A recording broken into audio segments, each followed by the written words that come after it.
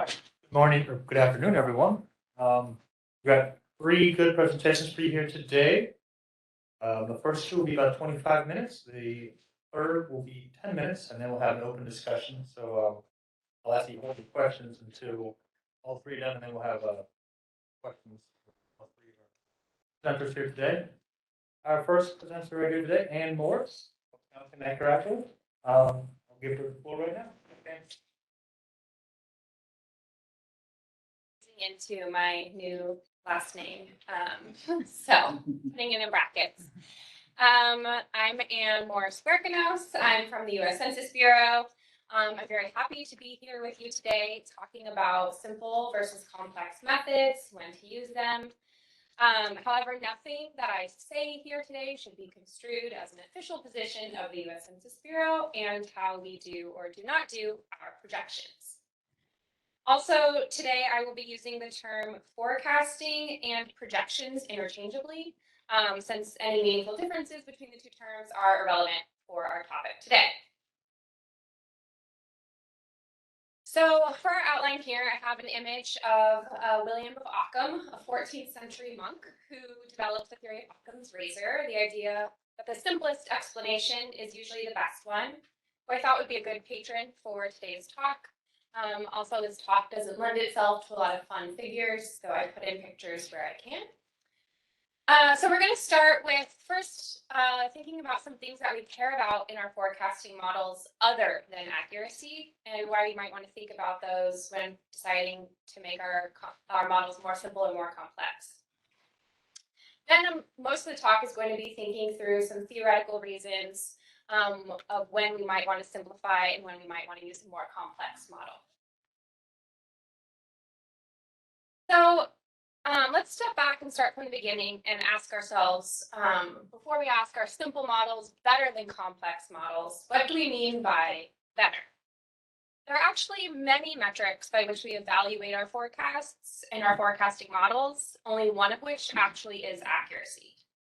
Accuracy, how close our estimated or projected value is to the true value in the real future world, is often the foremost in our minds. However, other metrics are actually often used, and we really care about them. I will argue that, however, these other considerations can push us away or towards a certain model. And a lot of these considerations are subconsciously weighted and therefore inappropriately weighted. The first step towards making good model choices is articulating what these other considerations are, and then and only then can we give them their appropriate weight. Some of these considerations other than accuracy are particularly useful for our discussion today when talking about simple versus complex models. So what are some of these other considerations? Some of them are methodological in nature, such as internal consistency, or making use of the most recent data, or including all theoretically relevant variables. And then there are others that are not strictly methodological in nature, but we definitely care about. Cost of development, the due date, stakeholder needs. Lastly, one of them is usefulness for policymaking and ease of explanation. A lot of these, I will argue, are often implicitly assumed as valuable in our models. For example, how often might we motivate a journal article with the assumption that because we assume someone's actually going to use the model, therefore we care that it's accurate? We implicitly assume usability. Why are we creating a model that no one would ever use? So we clearly value attributes in our model besides accuracy alone. Yet often to our own detriment, we don't articulate this to ourselves, and therefore might not appropriately weigh them and get swayed away from what might actually be a good model choice. Sometimes these things might not be in conflict. For example, using the most recent data might also make our model more accurate. Sometimes, however, these things can be in conflict. It's possible that more complexity in our models might make our models less understandable to the point of being unusable to anyone other than the model creator herself. Until we first articulate the things that we care about, it's difficult to make an optimal model choice. Similarly, there are some things that might sway us towards model complexity. Journals may favor complexity, or we might even just get esteem from our colleagues. Clients may be reassured by incomprehensibility. These things might pressure us towards making a more complex model choice. Complex models can sometimes feel more correct. Yet as scientists, we must acknowledge that feelings are actually not sufficient evidence, and we must examine the evidence in favor and against a particular model. And we must know when to simplify and when to use a complex model. So, with that being said, when do we simplify and when do we use a more complex model? I should also caveat that in this discussion, there isn't a super precise definition of simplicity. Different articles will use different definitions. So I will just try and be precise here when I'm using the term. So in this example, when I say a simple model, I'm going to talk about no change models or a simple linear extrapolation model. So this is basically the simplest you can get, right? The simplest representation of prior knowledge and forecasting is a no change model. This at times might actually not be terrible. And that might be for a couple reasons. Either because all prior knowledge that we have about everything is insufficient to improve on our assumption of no change. Or because all of our knowledge about everything leads us to the conclusion that the situation is stable and there is no change. For example, I come from the field of demography and population projections. So if a population is experiencing close to stable growth, then a simple model will perform about as well as a complex model.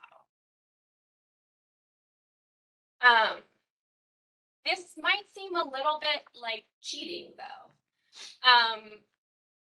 But it might be that the reality might actually be simple more often than we might like to think, especially in the short run. Inertia can produce highly autocorrelated time series, and very few phenomena rise, grow, or disappear with great rapidity. Even fads rise gradually and wane gradually. High autocorrelations enable forecasters to make accurate short-range predictions. Essentially, not every year is 2020. Some years, no change is actually a pretty good assumption. In these circumstances, more recent data, of course, are the most relevant, especially for short-term forecasts.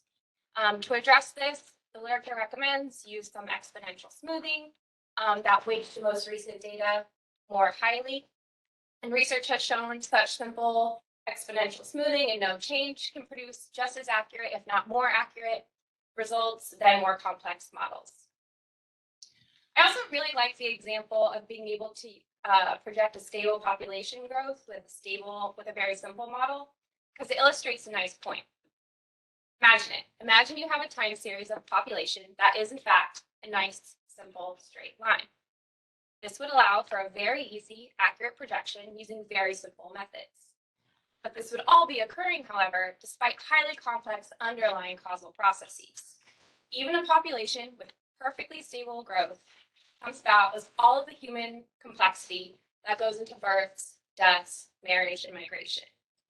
But complex underlying causal processes do not always require a complex causal model to produce accurate results.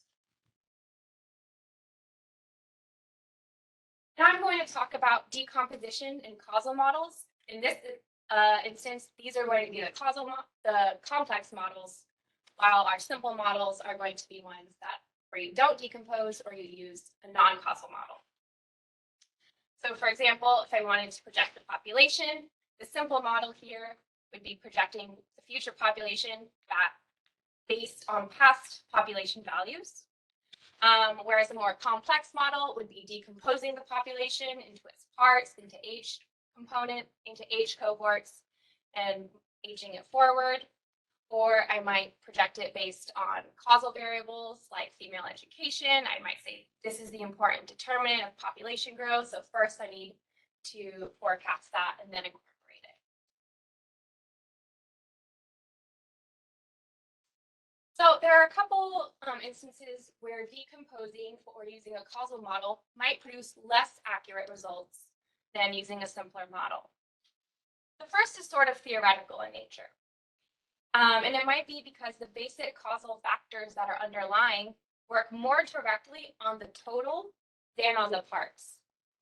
So for instance, it might be that causal factors such as ecological or economic limits to growth act more directly on population total size than on the underlying vital rates such as births and deaths.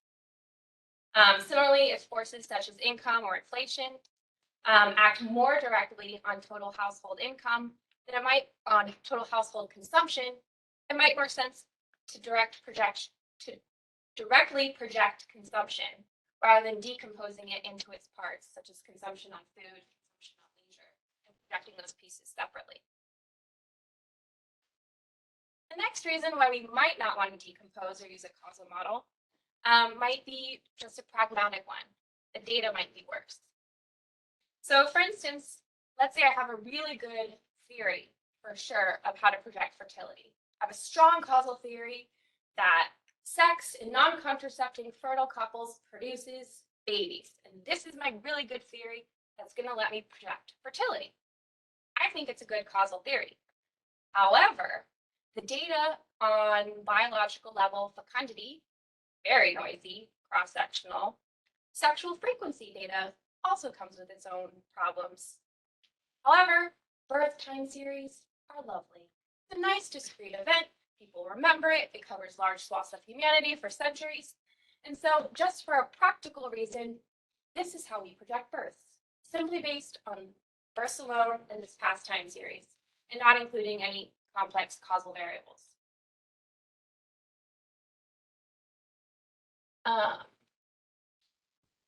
This is an example of when we might want to decompose.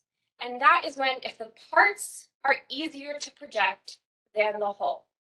Here's an example from an article called Heterogeneities Ruses, which I highly recommend reading. It was part of my comprehensive exams. So here on the right, we have two subpopulations with two different hazard rates from two different causal forces. Mu sub 2 at the bottom has a constant hazard rate at 0, making it very easy to forecast. The other one has a constant slope, again, making it very easy to forecast. This is the same population decomposed into two simple parts. However, combined on the left hand, we have their the total population's hazard rate, which produces a sort of weird increasing and then slowly decreasing, and gives it sort of a weird shape that makes it harder to forecast. So rather than trying to model and forecast the left-hand side, you could more easily produce accurate results by first decomposing the population into these two subpopulations and forecasting their easy trends. Another reason why we might want to decompose a model or might not want to decompose is if the input variables are harder to project than the output variables. So the example I'm going to be walking through for the next couple minutes is from the cohort component model, which is a very commonly used model in population forecasting, where we break down the population into age groups and then age them forward. So you have a very good sense of how many 5 to 9-year-olds there will be in 5 years if you know how many 0 to 4-year-olds there are now. So we simply age them forward and then apply projected age and sex specific fertility, mortality, and immigration rates. However, one of the inputs, migration, is very noisy and very hard to project and has a lot of error in our models. For predicting migration, no matter how good your causal theory or how good your data, is just a very hard thing to do. And yet, as demographers, we do this. So why do we still do this? One is stakeholder needs. To be useful to projection users, a lot of the times we often need to produce not just a total population number. There will be 1 million people in the year 2060 in this place, but by more detailed characteristics. There will be this many infants. There will be this many people 18 to 65. There will be this many migrants. So sometimes we use these methods because it gives us the outcomes that we need for our stakeholders, even if it doesn't necessarily produce more accurate projection.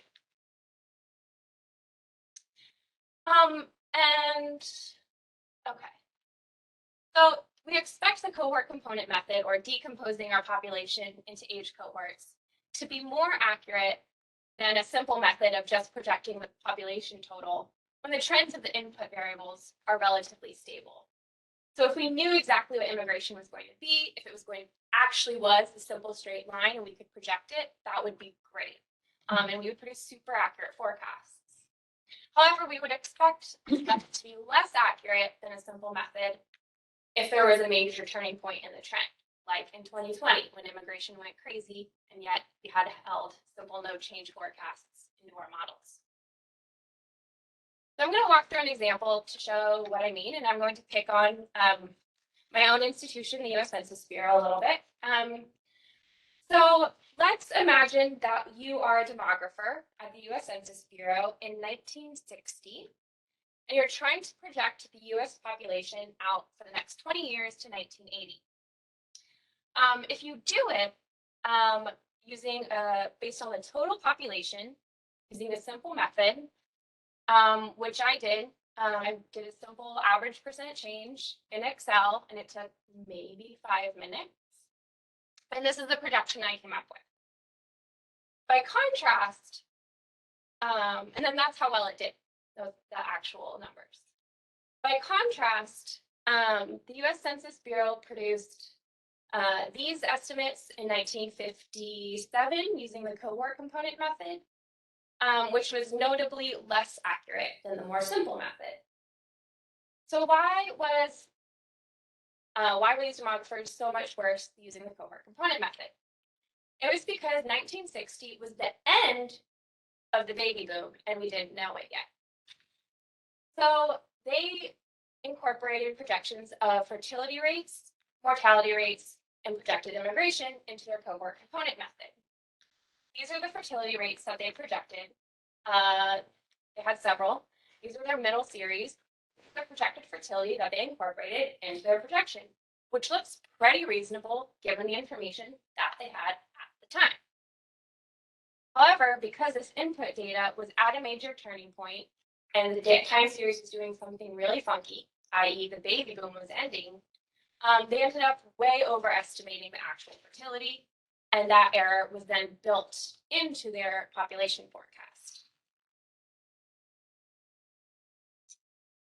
So in our previous example, we said, when might you not want to use a causal model? Let's say you have a good causal theory, but your data is bad. The reverse is also true. You might have really good data, but a really bad causal theory. So here we have a clearly spurious correlation of per capita consumption of mozzarella cheese and the civil engineering doctorates awarded. Now, using this, so there's no real causal relationship. So no matter how accurate our data on mozzarella cheese, it will not actually improve our forecast of the number of civil engineering doctorates awarded, because any noise is going, and the cheese data is going to add noise into our projection of engineering doctorates, because there's no actual real causal relationship. So decomposition is most useful if you have valid and reliable information about each of the variables you're trying to project. And if the decomposed parts are subject to different underlying causal forces, and these parts are easier to project than the whole.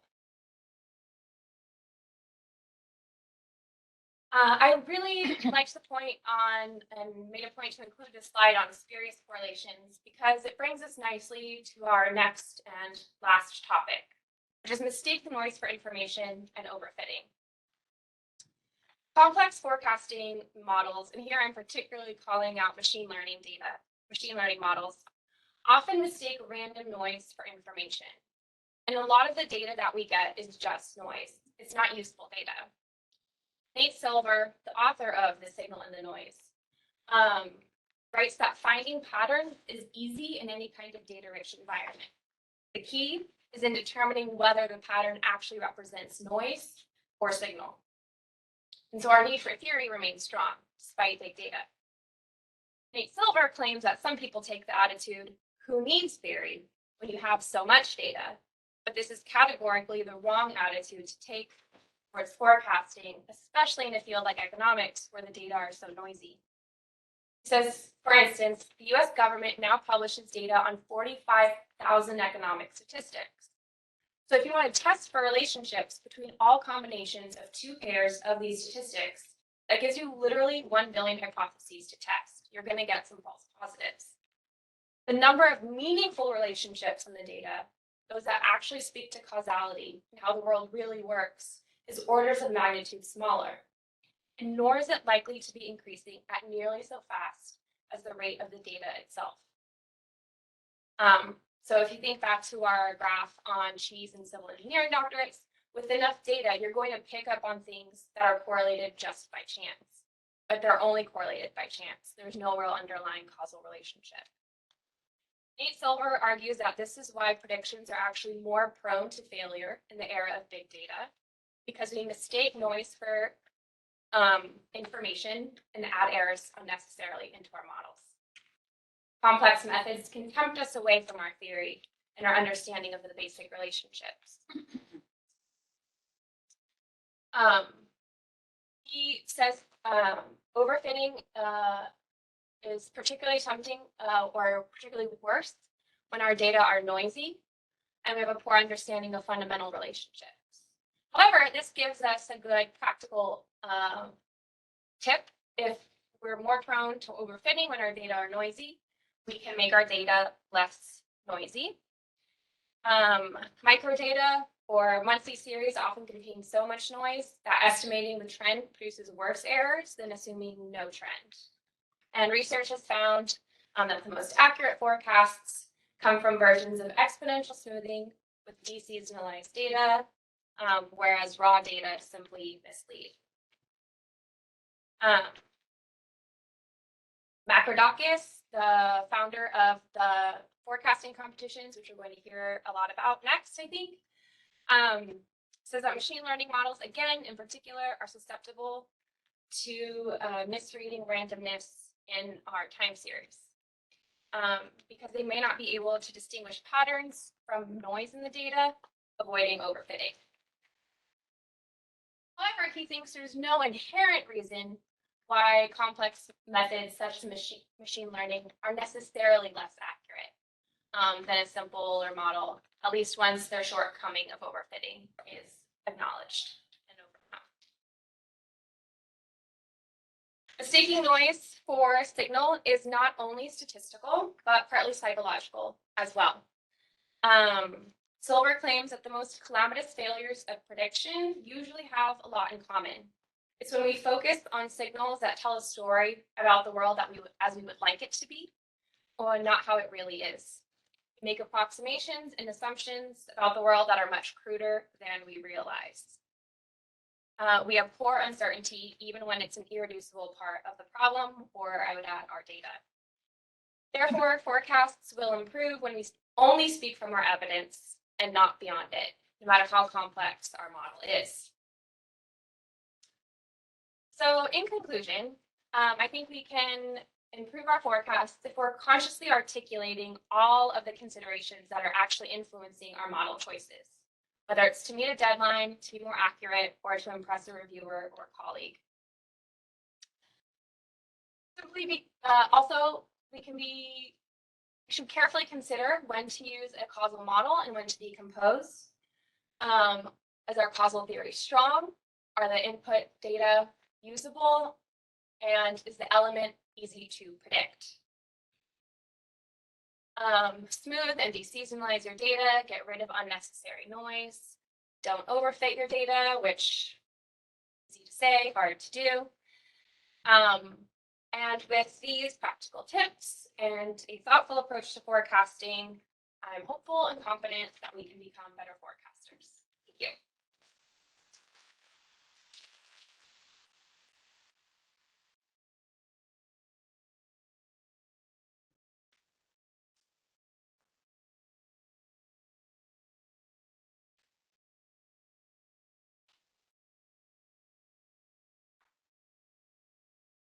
All right, thank you, Anne. Next presenter we have is Neil Erickson. A minute or two here to prepare his slides. Just a reminder, this presentation will be 25 minutes, and then we'll have another 10-minute one afterwards, at which point we'll take questions for all three of our presenters. That, I'll turn it over to Neil. Thank you. I'm delighted to be here. And this is actually a presentation jointly with Andrew Martinez, who is out of the country right now and hence not able to co-present this. As with Anne's presentation, what I have and what Andrew and I have to say in this are not necessarily the views of our employers, the Federal Reserve Board, or the Treasury. Anne has actually provided us with a wonderful framework as a comprehensive perspective for what I'm now going to discuss, which is one aspect or a small aspect of what she was discussing. I'm going to look at evidence from forecasting competitions as to whether simpler or more complex models do better for forecasting. And just as a brief history, very partial history, in macroeconomics, the early to mid 1960s was really a growth spurt in macroeconomic models and forecasts for a variety of reasons. And then came along Fox and Jenkins, who were proposing, in effect, simple models for forecasting, simple time series models, such as autoregressive models, random walks. And this very quickly led to a number of economists comparing the forecasts from these large macro models with the forecasts from the time series models. One of the very early articles was by Charles Nelson in the American Economic Review, and then Nelson jointly with Cooper in 1975. There's a connection to Fred Hughes here. There'll be several connections throughout the presentation. Charles Nelson was Fred's PhD advisor at the University of Washington. And I think Charles's interest in forecasting really spurred on Fred's own interest in forecasting. I'm going to focus on a set of competitions set up by Spyros Makridakis that began almost in a haphazard and very much unplanned fashion. I'll come back to that. I'll talk some about the design of these forecast competitions, results, and also how we might interpret the results. There are many other competitions that have occurred since then, or during the period after the 1960s. There's been competitions on electricity demand, Netflix. You can look at many, many different areas. One of the really important contributions, I think, of these competitions has been the development and use of certain sorts of simple models, what we might refer to as benchmark models, such as the autoregressive model or random walk model, as comparators for whatever other models we are using for forecasting. And Anne's already alluded to that. I also will point out that what we mean by simple and what we mean by complex has changed enormously over these decades. In particular, what is meant by complex has changed vastly. There's a whole set of parallel developments going on in the literature on modeling. I'll only allude to that as we go through the discussions on forecasting. I'll then come to an example of simple versus complex with hurricane forecasts, which is one of the areas that Andrew Martinez has worked in quite a lot. And actually, I'll use that as motivation. Here is the forecast last week, Thursday, 2 p.m. for Hurricane Fiona. There's Puerto Rico. 2 days later, this is what we have. And so forecasts can be really important. And in fact, in some of Andrew's own work, he's been able to show that improving the accuracy of these hurricane forecasts can greatly reduce the damages, the physical damages that accrue, because if people know that they are going to get hit by a hurricane, or very likely are, And they go through all sorts of measures, sandbagging, putting, blocking up the windows, all sorts of things like this in anticipation. Whereas if the forecast is simply that there's a hurricane somewhere in the Caribbean, that's not very useful information for making plans. So, hurricane forecasts, their forecasts and their errors actually can matter. So let's step back. Let's look at a brief partial history of forecast competitions. I've already mentioned the sort of prelude here, so let's now turn to Docus. There are 7 of these competitions that Spyros Mithridates was involved in. The first is, in a sense, source of all of this. It was never named as a competition. It was a publication that he and co-authors had in the Journal of the Royal Statistical Society, showing that for a very small number of series that they looked at, that in fact simple models did better. There's a great dispute in the statistics literature, and to a certain extent among economists as well, as to whether that could even be the case. There's simply a disbelief that those results were correct. And that led Spyros to setting up his initial competition, the M1 competition.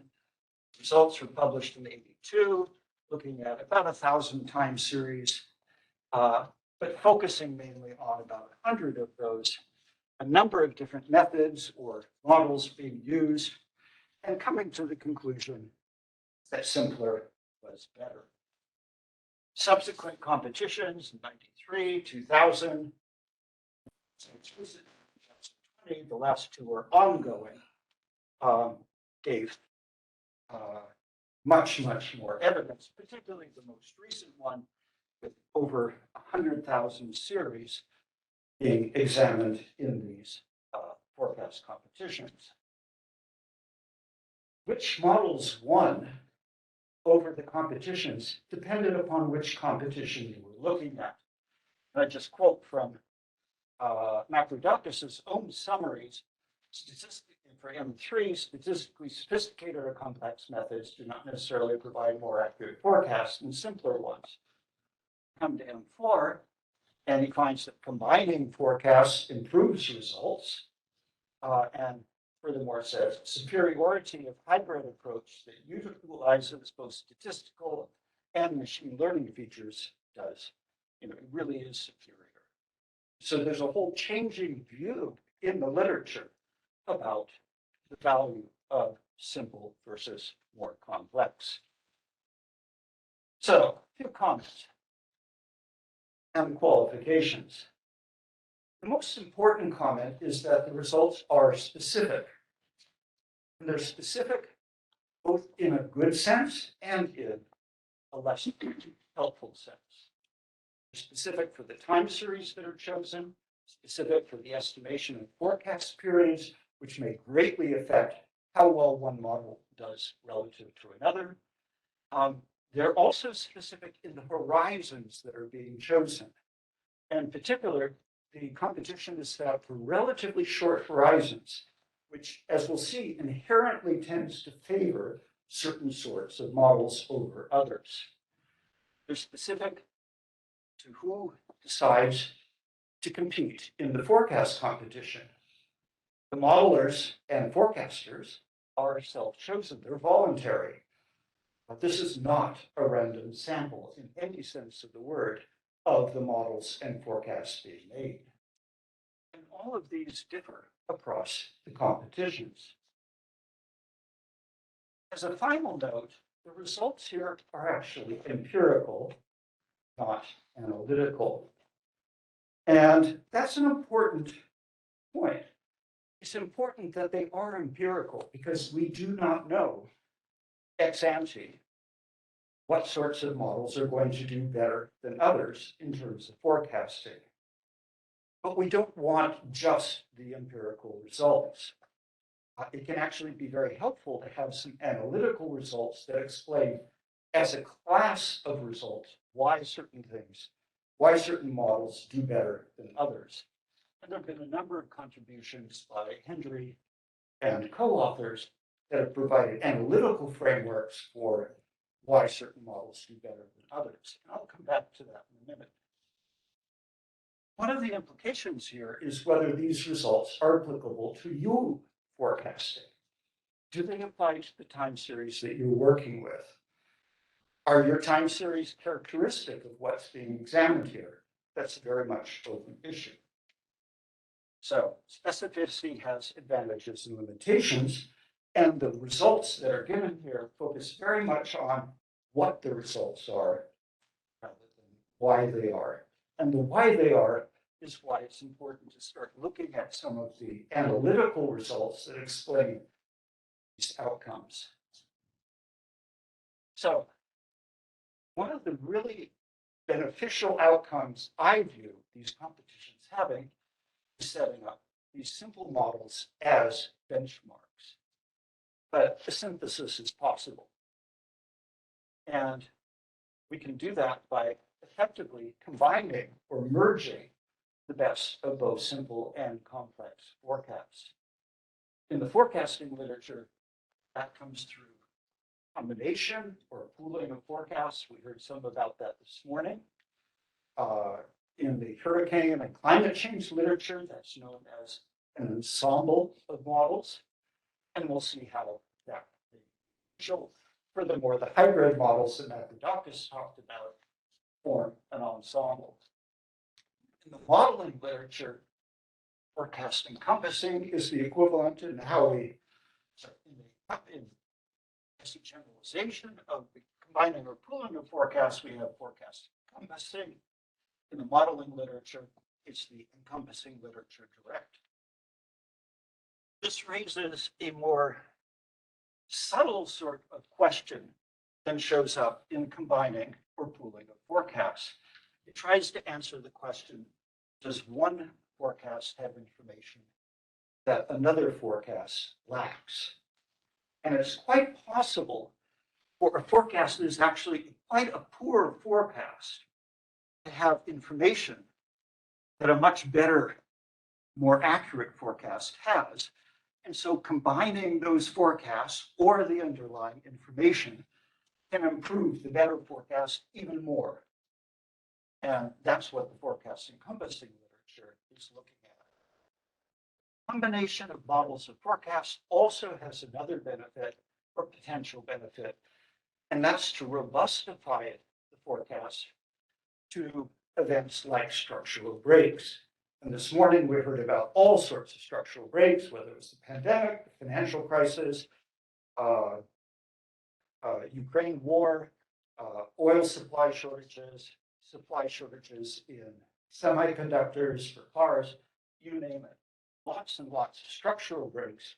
And those can be, the forecast performance can deal with some of those in very interesting ways. In the modeling literature, nesting of the random walk model, the change model is very natural within error correction models. There's somewhat separate implications for both modeling and forecasting. What I'm now going to discuss is how the key issue is actually not simplicity, but robustness. And that we can have simple models that are robust to these sorts of structural breaks and simple models that are not. And there's been a general confusion in the literature between simplicity and robustness. Simple models sometimes are robust, and sometimes they're not. But we can also have complex models that are robust. So here's a very simple illustration of Monte Carlo data. We're going to look at two simple models, the historical mean of the data, and a random walk, which is a no change model. They're both simple. They're both just sums of past data. One is the sum of all past data. The other is the sum of last observations.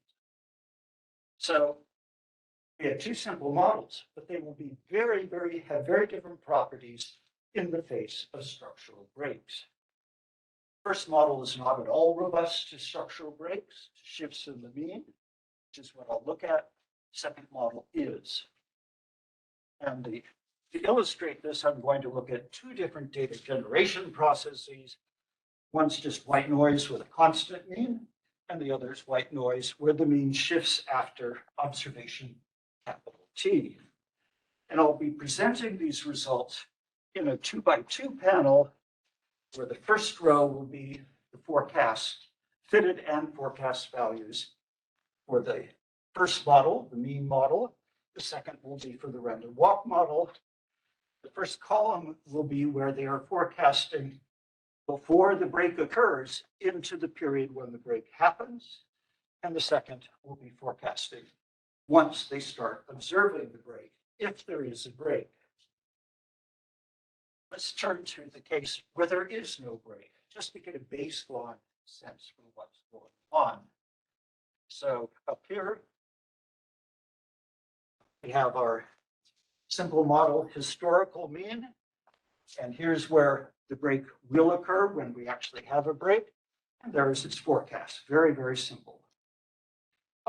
We go and add an extra observation, go to T+1 in estimating the historical mean, and pretty much the same forecast. We go to the random walk model, quite different. Random walk model only makes use of the last observation. So it's forecasting out here. It's got an imprecise estimate of the mean of the data, and the mean remains unchanged. So it adds uncertainty, it adds volatility to the forecast error. And when we add one more observation, that forecast then changes because it is whatever the last observation is. So in a world where nothing is changing or things are changing smoothly, using something like the historical mean or trend or some constant parameter model more generally will work pretty well. Now let's look at what happens when the mean shifts. Very simple shift, goes from up here down to here. Well, if we're estimating before the break and forecasting, of course, the forecast is the same as it was before, just the same forecast that we had here, and we have large forecast errors. We go and add an observation. The historical mean doesn't change much at all, essentially the same forecast errors. We now look at the random walk forecast and forecasting using data from before the break. Again, we don't know that the break is going to occur. And so we have lousy forecasts. But once the break occurs, the random walk model is a fast learning model. So it shifts its forecast down to the most recent observation and forecasts here. We still have significant forecast errors, but they're a lot better than what we do by using the historical mean. So simplicity is not inherently a good or a bad thing from a forecasting perspective. What does matter is whether the forecast is a robust forecast in the face of structural breaks, because structural breaks are something that we face all the time. So just as a summary, we have no break. Here are the root mean squared errors in the sample for the mean forecast, the historical mean, and it's just over 1. The true value is actually 1. Random walk does somewhat worse, 5 things. With the break, when we don't know that the break is going to occur, both models do about equally badly. But once we have even one observation, the random walk model shifts down to the new mean and does much, much better than the historical mean. And so that robustness feature, making use of recent information, is key to that. The work that Andrew Martinez and others have done has shown that smoothing over recent history can even improve those forecasts. because there's a lot of noise that occurs by looking at only the last observation. So, performance of simple model is a good benchmark. Not all simple models are robust. Furthermore, complex models can actually be designed to be robust. And Henry, in a Journal of Econometrics paper in 2006, talks about that. And it really represents a synthesis of simple, robust models with more complex information. So now I'll turn to an example of where this makes a lot of difference. These are hurricane forecasts. We'll look at both simple and complex forecasts by NOAA and quantify the value added in this particular case that arises from complex forecasts. And again, as I mentioned at the beginning, we do not know until we look at the data and at the forecasts whether complex models will do better or worse. That is an empirical question. There's a number of different measures that NOAA uses for assessing their forecasts. First is what are called track errors. This is the radial distance between the actual location of the hurricane at a given point in time and the forecast location. Another measure is intensity error. This is the absolute value of the difference between actual and forecast wind speeds, the intensity of the hurricane.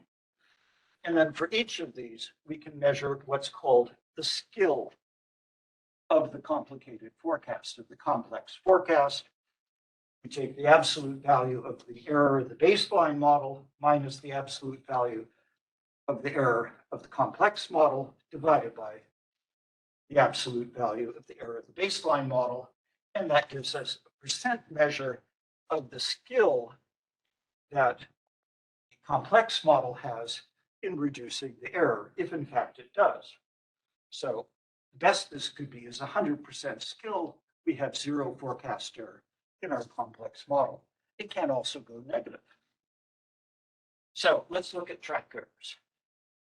So this is from 1994, 2021. The dashed line here is essentially the simple model. And this is summarizing the forecast error in nautical miles. The radial distance averaged over all hurricanes at all forecasts at the 48-hour horizon for a given year. And they're pretty much constant at about 250 miles error. All the little dots and triangles and so forth are specific models results for those average forecast errors over a calendar year. And the solid line is their official forecast, which combines information from all of those models. And it more or less represents the lower envelope of what those models are doing. So that's really quite impressive. Looks like they found a good combination of that. It could even be lower in principle. The skill measure here is effectively going to be the ratio of that improvement to the overall error that's made by the simple model. And for different horizons, here's the result. We're going from skill levels of around 20% in 1990 all the way up to 70% in 2020.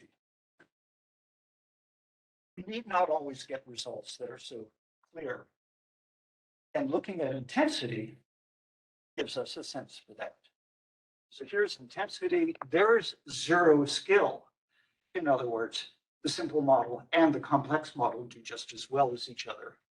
And we actually have negative skill episodes for particular years. There is a trend going up, but there are also some pretty big and significant outliers. So I then turn to one of Anne's comments, a really important one coming from a policy institution myself. There are often many purposes to the models, and simple and complex models may serve those purposes differently. So For instance, a simple model may not even allow for policy discussion. And as an example, here's the Teal Book forecast, publicly available from right in the heart of the financial crisis, December 2008. These are the staff forecasts being provided to the FOMC. They have multiple scenarios, more baseline, more financial stress, faster recovery, bigger fiscal package, other sorts of alternatives. If I have a random walk model, my forecast for all of those different scenarios is identical. That's not very useful for a policymaker. Being able to say unemployment is going to be different depending upon whether we have more or less physical stimulus or financial stress. That's important in terms of a policy context. And so that sort of discussion may not even be feasible with certain sorts of simple models. So to summarize, simple and complex models are both of potential value. We'll only find out whether they are of actual value by looking at them empirically and also perhaps doing some analytics as well. Another way of thinking about it is simple models provide a baseline and complex models may have value added. Competitions we've looked at are a way of assessing that value added, and the results for those competitions may alter, and in fact do alter over time. Furthermore, a poor forecast can still have value added. It may have information that none of the other forecasts have, and there are now econometric techniques, go back now several decades, of pooling or encompassing to be able to assess that.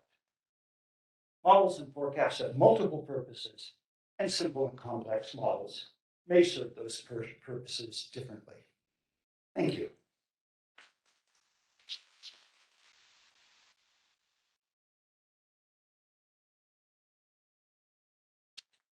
All right, thank you, Neil. Next up, we'll have Maria Hussein up for a 10-minute presentation here, and then we'll open the floor and invite all our presenters back up for an open discussion.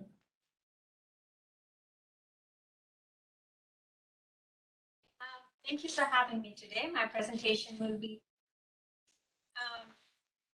Neil covered lots of aspects of forecasting, and so I'm just going to talk about the production side of forecasting.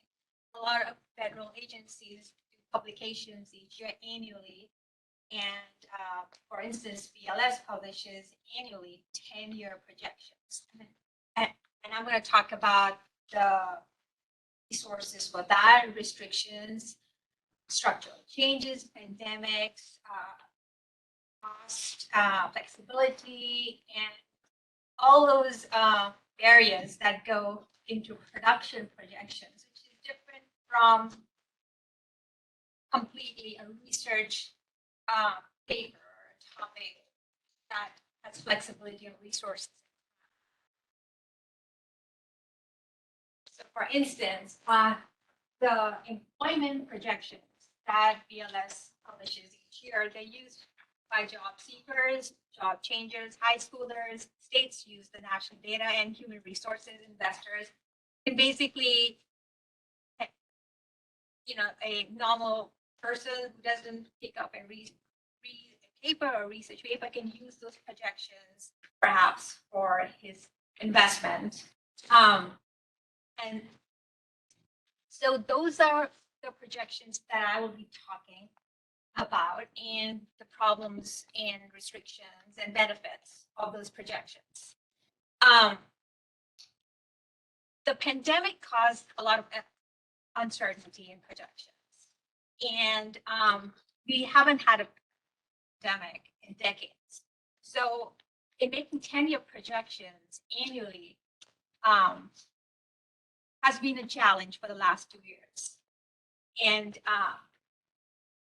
a lot of problems with time series, benchmarking, historical values, and then simple models.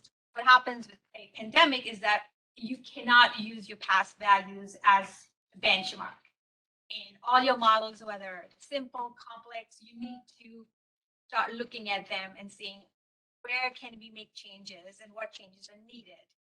And then you don't know whether next year there will be a recession. So that makes your job harder. These are some of the employment sectors, childcare services crashed in 2020. And then you have parks, amusement parks. These sectors just crashed when the pandemic started, right? And so when you have a 2020 as your base year and you are trying to project 10-year out, what model will help you, especially when you're looking at 10-year projections? So for instance, the 10-year projections for 2030 with base year 2021, you can see it's way up there. And that might come true in 10 years, or it might not. And then I used a couple of simple, semi-simple models, and I came up with different values. And you can see this is one model, it just keeps on declining. And then you have two models right there, which are pretty simple models, right? So that's your employment in sectors, and BLS does time series projections for 194 sectors. So it's a big challenge. These are the inputs and outputs of a model that you have. And with the pandemic, it became worse. So you have human knowledge, which is economists, data scientists, people with knowledge about sectors. And then you have your survey data, CPS data. And then you have high frequency data, which is not used in annual projections when 10-year projections are done. So that's not an option. And that might become an option maybe in a couple of years from now, but not at the moment. And then you have private data, which again, usually is not used for projections. Then you have resources like how many, what does your team look like? What's their knowledge? And then you have a pandemic on top of it. You have uncertainty. And then you have a model which you've been using for many years before the pandemic hit. And now you're like, can we use this model? Well, do we need to change the model and change it to what, right? Because we have stakeholders, we have people that use those projections, right? You have investors, you have policymakers, you have students. And so how can we make the model that gives output, which can benefit all these people, right? And whether should we stick to a timeline of 10 years? Do we need to step back and say we need a 5-year timeline or maybe 2 years? Because a 10-year projection in the middle of a pandemic and with a recession, a possible recession, can we really have a projection that's going to benefit policymakers, investors, and whoever uses the projections? And then besides the pandemic, we have other random stuff going on, right? We have the fertility rate rising, mortality rate, and then with this, the population, and what this does is that fertility rate, pandemic, and all this slows down the population. It slows down the labor force, and it slows down employment, and that makes the projection job even harder. So moving on, you can see the aging of the population, which feeds into our employment. The growth rate of population has been declining. And specifically, if you look at the green bar and the yellow one, those are 16 to 24-year-old and 25 to 54. Those are your prime age people. And the growth rate of that population has been declining. declining, during the last 2 decades. And then you have the labor force annual growth rate, right? And you can see that the prime age worker, the labor force growth rate of the prime age has been declining for, during the last 2 decades. And this is besides the pandemic, right? This is besides what else is going on, a possible recession, international problems. This is on top of that, right? And so we have questions like what data can be used, right? In 10-year projections, we usually don't use high frequency data, right? We don't use private data. There are privacy issues. And so our sources of data are limited. You have the survey data, and then how much time can we spend collecting that data, right? Because the annual projections come out every year, right? And then can we use subject matter experts to fix the model or, provide some kind of feedback on the projections? And so, do we have economists and data scientists? And all these resources come into question, especially when you have a pandemic and when you have different world situations coming in and you're like, do we have the resources, right? And then, so there is no perfect model, only good modelers, right? People that know the data, use the data, are good data scientists, perhaps, know the packages, so this is the hardcore production, projection, questions, and limitations that we have when it comes to publication of projections, right? And then can we tweak the model, right? How much tweaking is okay, right? That's called your hand. How much manual tweaking of the model is considered okay, right? And then who tweaks the model, right? Like, would those be subject matter experts? But how do you tweak a model when you're in the middle of a pandemic and when you have a recession, perhaps, coming? So these are just important questions that just challenges that you have on publication of projections every year. And then Neil touched on the timeline. So timeline definitely matters, right? The reason why now forecasting and high frequency data has become so popular is because you can try to now forecast and you probably get it right, but you cannot forecast or make projections that are accurate for 10 years out, right? So if you want to switch to 1 year or 2 years, right? Especially when you're not sure what's going to happen. There's compromises like time limits, resources, right? And can you be wrong? So this is labor force participation rate. So women participation rate. And you can see that the rate has been declining since about 2000, right? But somewhere around 2015 to 2019, it started to go up, right? And then it crashed when the pandemic hit, right? So the projections right now look like women's participation rate will continue declining. So the question that you should ask yourself when you look at that projection line is that what kind of model was that, right? Was that a naive model? Was that a complex model? And was it a good model? Do we really expect women participation rate to keep on declining to 55.5 or possibly go back to the incline of 2019? And up there, you can see the monthly trend has been going up. Actually, women's participation rate just last month, I think, is higher, is just past pre-pandemic, I think. And so there is a chance that women's labor force participation rate will start increasing, but our projections look very sad and dismal.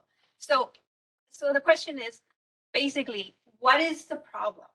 Is the problem the timeline? Is the projection or the model, or maybe that's a perfect model and this will happen 10 years from now? Maria, just heads up, we're a little bit past 10 minutes right now. So if there's any important points to touch on or anything. So these are just some models I made with the base year 2019 and base year 2020. And you can see, depending on what base year you use for the naive model, the projections are completely different. So lastly is just when it comes to projections, there are a lot of questions that you should ask when especially annual projections is like I touched on. Thank you. Thanks, Maria. Do we have a handheld mic? Yes. Okay. Thank you, Maria. If we could have our three presenters, I think it's probably easiest for them to come up front and sit at the front table so everyone will have their own mic. Then I believe we have a handheld mic, I was told. So if anyone has any questions, just raise your hand and the mic will come to you. I just have a couple of questions. Maybe three. I didn't see anywhere in your presentations a crisp definition of what is simple and what is complex. It seems that these questions are addressed in retrospect. And so you're making this model is really complex, but man, does it forecast well? So it must be simple. I'm exaggerating, but I don't think by much. So in your case, you emphasize, from what I saw, you emphasize the structure of the model, the nature of the model. But I did not see in your presentation much of a discussion for complexities in the residuals of the model. So for example, you can have what looks to be a very simple model. Assume that the disturbances are most of the time that they are normal, zero, and independent. But suppose now that the variance of that distribution is changing over time. That makes the model, to me, considerably more complex than, oh no, just this is a linear regression. Okay. So for example, in time series analysis of financial markets, the autoregressive conditional heteroscedasticity model, it's a fairly complicated, it is by now complicated it is, to be frank with you, just tells you how old I am, right? No more. When they came out, they were just complicated. Now you pretty much can get that from any software. For Neo,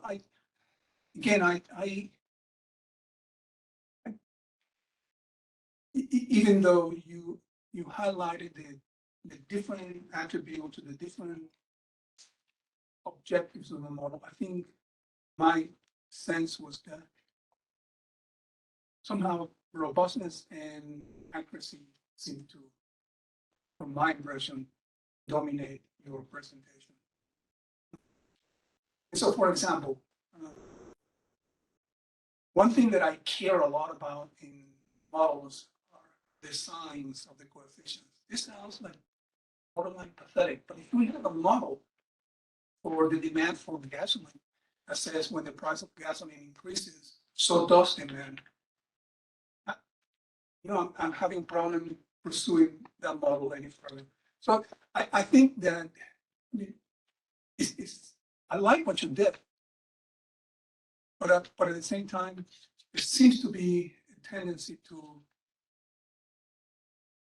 mechanize, and I'm just not sure.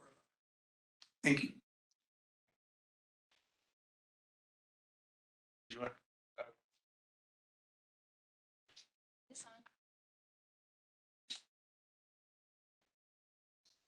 Yes, test. Lights are on. Okay, cool. I'm going to talk in less time. I think you are correct. There is no good definition of simplicity. I gave a slightly longer version of this talk, and I had a couple slides basically lamenting that there's no good definition of simplicity versus complexity, and I ended up cutting it this go around. And then I gave some examples, like some individual papers will define it for their own paper, but then like paper to paper, field to field, it's different. So it's like, well, what am I supposed to do with that? So I guess I would recommend if you're looking to carve out a niche in the literature, try creating a definition of simplicity. But yeah, I think a lot of them also sort of take a sort of like, well, I know it when I see it approach of like, this is simple. Which then can be very frustrating for me. So I was talking to Neil a little bit beforehand about reading like this model that was simple, simple, simple, and it won. And I looked at the actual model and I don't understand what's going on. And this is a simple model. So I don't have much else to say other than No, that's yeah, fine. I think you're right. And it does limit the field a bit, I think. So, objection on that first timing. So I agree with Dan. And part of the difficulty here is that what is meant by simple and what is meant by complex have evolved enormously over the period that we're talking about. And that's something that I did emphasize. For some people, simple does correspond at least closely to parsimony.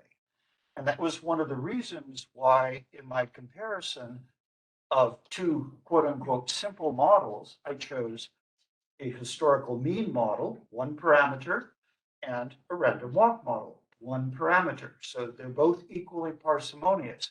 So on that sort of more traditional definition of simplicity, they were both equally simple, but not equally robust. And so that's good. one measure. But I also very much agree with Anne that what is now considered simple is not something that was considered simple back in 1979 when Makridakis ran his initial competition. In fact, they weren't feasible computationally. That's where I'm coming from. The models that were being developed in the 1950s and the 1960s could not be estimated. I mean, with least squares. You look at those models today and say, "Are you real?" And so that's my main is the use of those two words and that are not sometimes not accompanied by an asterisk. Let me put it in those two. Thank you very much. Also, coming on to the issue of robustness that you raised and accuracy, I very much do agree with this issue that there are other aspects to the model that may be relevant as well. And that's something that Anne raised too, that accuracy is not necessarily the only criteria that you have in choosing, in terms of choosing among models. Interpretability may be a factor, and that particularly comes up in a policy context where some of the simpler and sometimes more accurate models have no policy implications at all, as in the example that I gave. So it may also be that different models have different purposes. And that's very closely related to the different notions of exogeneity Yes. that Engel, Henry, and Richard set out in their 1983 paper. That just in the same way that you have different concepts of exogeneity for different roles, for inference, for forecasting, for policy, that we may actually need or have different models for those different purposes. I'd like to hear your thoughts about your simple versus complex taxonomy a little bit more, and specifically a lot of mortgage finance agency forecasting default rates for loans. And so you can have like a really simple model, just AR model or times. Or you can take your loan level data set, run it through like black box machine learning model, and it comes up with an estimate. Then you can do sort of like complex model where you like feed in parameters and get a third estimate. And so it almost seems like the machine learning model is neither a structural model or a simple time series model it's almost its own third category where it's like, it's complex, but it's also in some ways simple. An algorithm, but it's not providing a forecast that is very. And so what we tend to do is compare complex model, this like machine learning baseline. We kind of treat the machine learning model as a baseline. We know the machine learning model fit better than the complex structural model, but it's usually only going to fit a little bit better. But then the structural model has more. And I guess just thinking about your simple versus complex, machine learning almost sits in this like third piece of the taxonomy. It doesn't really fit into something complex. And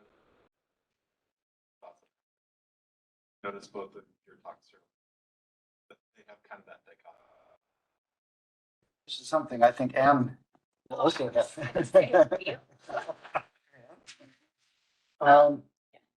I think Macrodocus talks about this. Right? Yes, very So much so. it's gonna, Go ahead. I think you read him more. So yes, this issue comes up much more in the recent Macrodocus competitions as machine learning became feasible for people to use.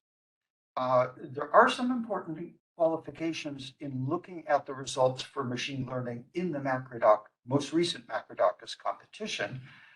Some of those machine learning algorithms, which are making use of other time series in that 100,000 series that he provides, are making use of information that would not be available at the time the forecast was being made.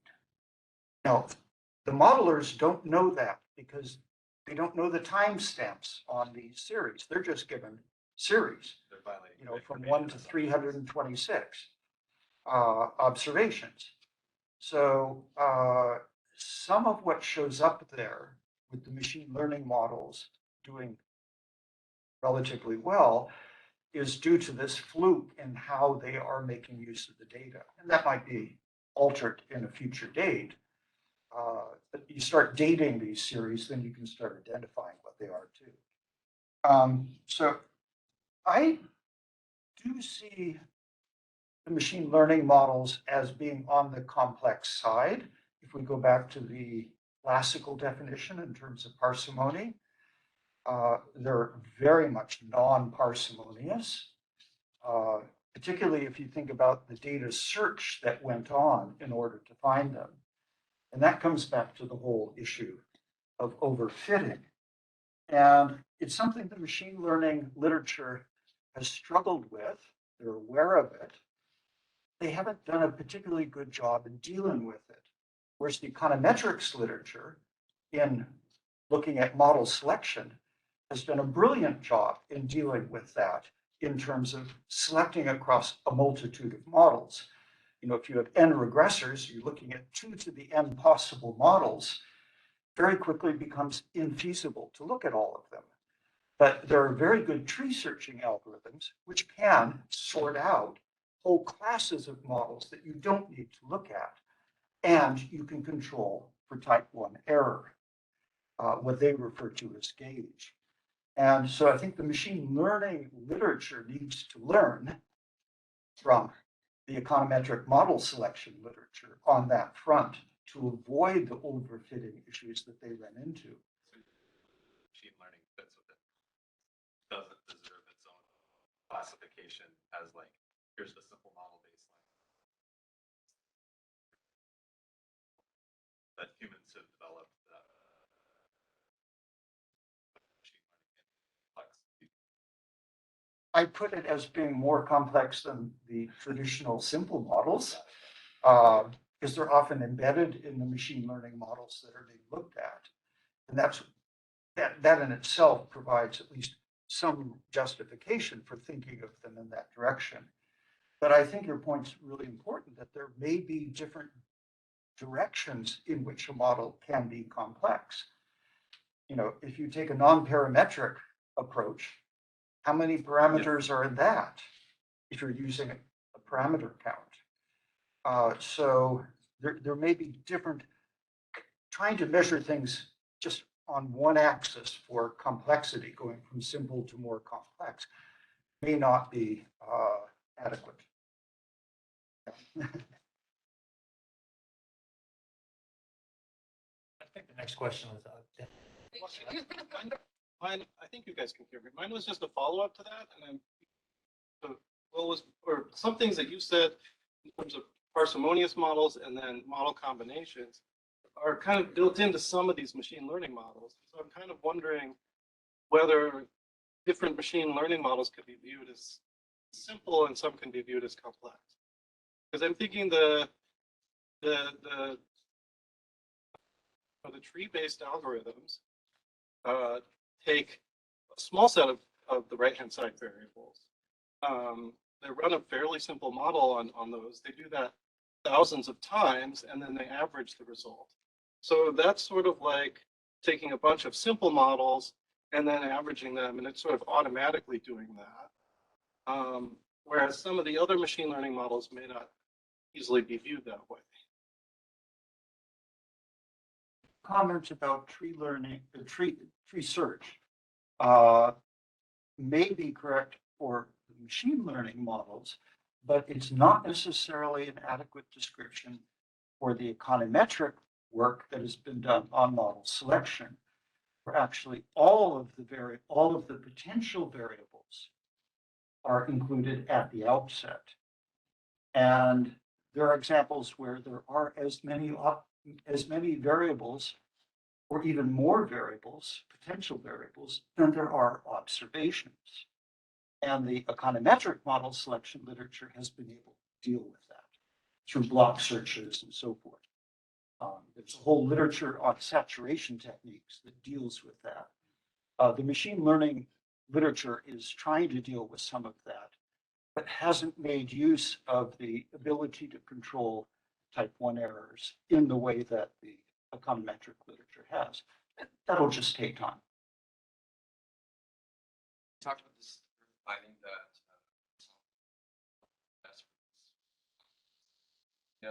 that's like an empirical finding. Do we know analytically why that's the case? And you talk about how better is just averaging, take the inputs, run them through the different. And talk some about the whole issue of how you might combine models.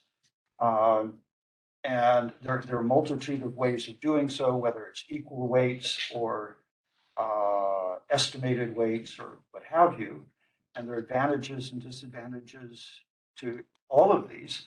Which approach works best in practice is a matter to find out in practice. It's an empirical issue. And in the econometrics literature, the general result is that equal weights tends to work better than trying to estimate them, partly because the estimated weights are just so uncertain. They introduce a degree of variability in themselves. But it's not a given. If one of your models happens to be a Poisson model, it's a really bad model. It's forecasting in the wrong direction when the data go that way. That's going to poison your combined forecast, your ensemble of models. So ensembles of models combining forecasts really only make sense when you've got a good set of models to be working with. And that's a point that Hendry and Dornick made in their 2014 book on automatic model selection and machine learning algorithms in the context of model selection. If I may jump in as to sort of the theory behind why it works. In my mind, it's sort of the methodological equivalent to the wisdom of crowds. I don't know if you know, like the classic experiment, like had to guess like the weight of a pig fair, and everyone gave like one guess, but on average they were very accurate. It was because each person came with a particular piece of information, right? So the butcher had a very specific set of information that was different than like the farmer or whatever. But on average, they all like were off a little bit, but together they brought. And so in my mind, that's sort of what these models are doing. It's like, this model gets the trend really well, or this one gets like the noise really well, or this one gets this part well. And then if you bring them all together, tend on average to do better. Although every so often they'll get the model equivalent of like the town lunatic who guesses that like the peak weighs like 2 tons or something. Maybe not that estimate, but so in my mind, that's like the theory Like behind the it. structure of the model, it's like they all using the same inputs, just based that resonance. They may be using different inputs too. But even if they're using the same inputs, it should still be better. But And so that raises a really important issue. Should you be pooling the forecasts?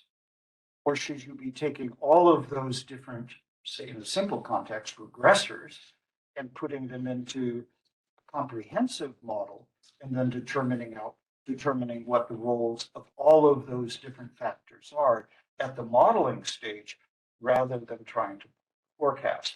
And in general, pooling the forecast is a less efficient procedure than pooling the modeling stage. And that's easy to see if each forecast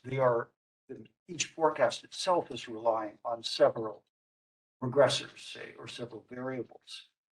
And each of those may not have the right combination of those several variables. But if you go back to the original structure, you can stand a better chance of doing that.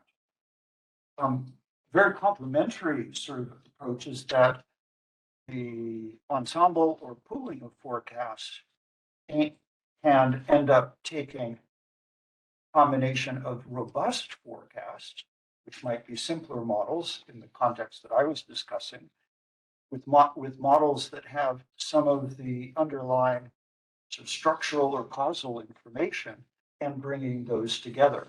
They still may not get exactly the right weights, but they may be bringing those different sources of information together. And I think that's exactly what Anna was saying. Right. We have time for one more question. So good afternoon, everyone, and thank you so much for the lectures, for the presentations. So I work for the macroeconomic, mostly nowcasting the real GDP. So I remember that Dr. Morris mentioned about decomposition of the populations. There is also a similar discussion about decomposition of the real GDP when forecasting or nowcasting the real GDP. So I wanted to hear your thoughts on whether you prefer to decompose it. I think there's some trade-off if we introduce the decompositions. We're gonna have maybe more accurate, more ideas in terms of what kind of variables to include, but also introduce some of the noise. So I wanted to hear your thoughts on that front. Thank you. Well, part of the reason why decomposing the population into age cohorts works very well for us, and one of the reasons why it's much easier, I think, to forecast population than GDP, is that people age 1 year at a time. And so decomposing the population into age cohorts allows you to harness that. And that's just sort of like people age exactly 1 year at a time, which makes it very easy to forecast into the future. But even that being said, decomposing does create a lot of problems, because as soon as you do something, even with something as simple as breaking your population, decomposing it into age cohorts, you introduce a lot of measurement error in terms of age. And then once you get age by sex, it just becomes a lot noisier, a lot faster. So I think, at least in our field, we'd probably be more accurate projecting population totals if we just projected the totals and didn't decompose. We'll need projections by age and sex, which is why we do it. I hope that's helpful in some way. I don't know if you have any other thoughts. Yeah, it's helpful. Okay, yeah, I mean, it just, yeah. You get a lot of initial measurement error. There's been quite a bit of work in demography looking at how much of our forecast error comes just from even like our actual survey error. And a good part of it just comes from, we don't even know exactly what's happening right now. So it makes it harder to, forecast the future, which relates back to the theme of this conference. All right. Well, I'd like to thank all the presenters here. If there's any more questions, I encourage you to try to track down one of the presenters here during the break. So with that, I'll adjourn the presentation here for the break.